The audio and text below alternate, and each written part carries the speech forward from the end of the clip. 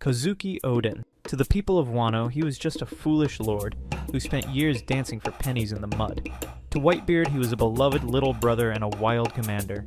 To the Pirate King, he was the missing piece of the puzzle, the secret weapon needed to find the world's biggest treasure.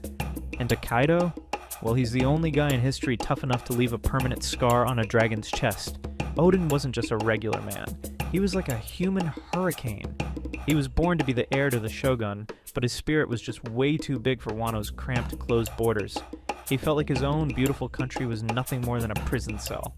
Throughout his life, he mastered a unique two-sword style that no one could copy, tamed a cursed blade that would literally drain the life out of anyone else, and explored corners of the world that most people could only dream about in stories.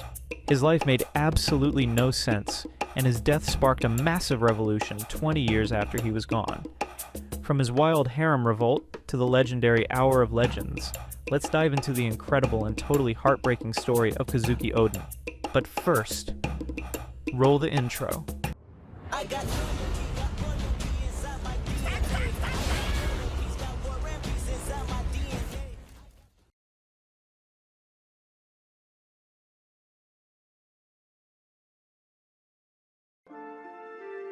Oden's childhood stories sound like tall tales, but every single one of them is true. He was born incredibly strong and didn't care one bit about following the rules. It started early. As a tiny baby, he supposedly threw his nurse across the room.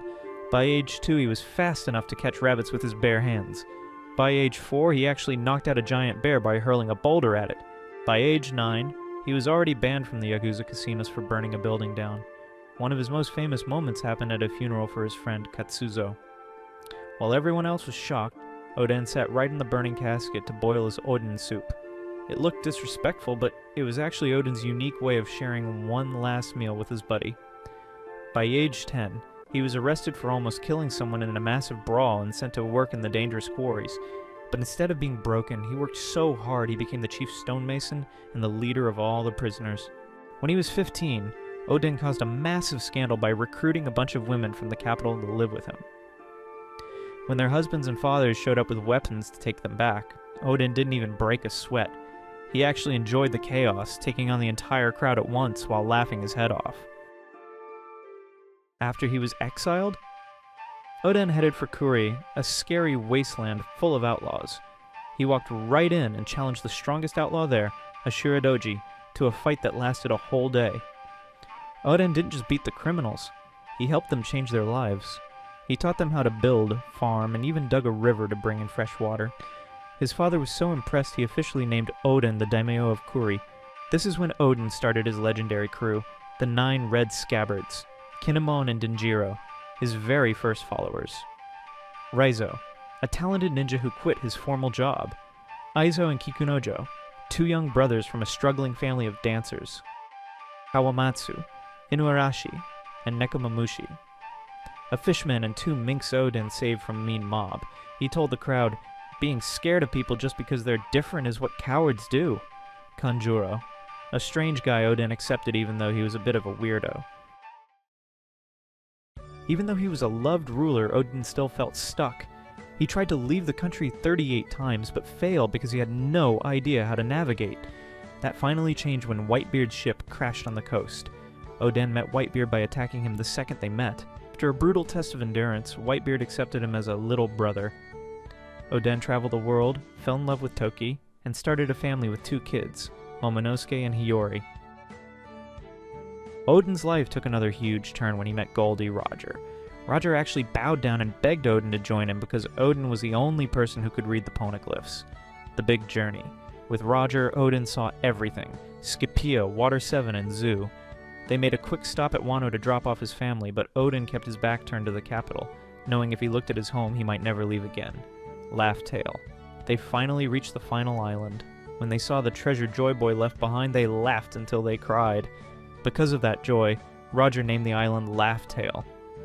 In that moment, Oden learned all the secrets of the world. Oden finally came home, but it was a mess. Orochi had stolen the throne, and Kaido was turning the countryside into a factory. To save innocent hostages, Oden made a deal that made everyone think he was crazy. For 5 whole years, he danced naked in the streets like a clown. Everyone called him a foolish lord. but he did it with a smile to keep his people safe. He only stopped when he realized Orochi was lying and had executed his friend, Hyogoro. Oden and his scabbards marched out to face Kaido's army. Oden was unstoppable with his two famous swords, Ame no Habakiri, made to cut the heavens, and Enma, the cursed blade. Oden actually cut through Kaido's scales, leaving a giant scar. He was about to win when a trick made him look away. That 1 second of hesitation was all Kaido needed to knock him out. Oden and his friends were sentenced to be boiled alive. Oden made one last deal. If I stay in the oil for 1 full hour, everyone who survives is free. He jumped into the sizzling pot and lifted a giant wooden plank, holding all 9 of his friends over his head. For 60 agonizing minutes, Oden stood in that boiling liquid while his skin was literally melting off his bones. He survived the full hour. But Orochi cheated and ordered his soldiers to shoot anyway. Oden used his last bit of strength to throw his friends to safety, yelling, "Open the borders of Wano!" Oden died that day, but his spirit was never truly extinguished. The journal. Kaido's daughter, Nanning Yamato, found his diary and decided to become Oden. The swords. Enma was eventually given to Roronoa Zoro, allowing Oden's strength to hit Kaido again. The prophecy. Oden knew a new group of heroes would eventually show up to finish what he started. Oden lived like a wild storm and died like a beautiful golden sunset. He was a man who gave up his pride to save his people, and gave up his life to change history. What's your favorite part of Oden's story? Let me know in the comments. Until next time, stay wild, and never forget. I am Oden, and I was born to boil! Like and subscribe for more anime content, and I'll catch you in the next one.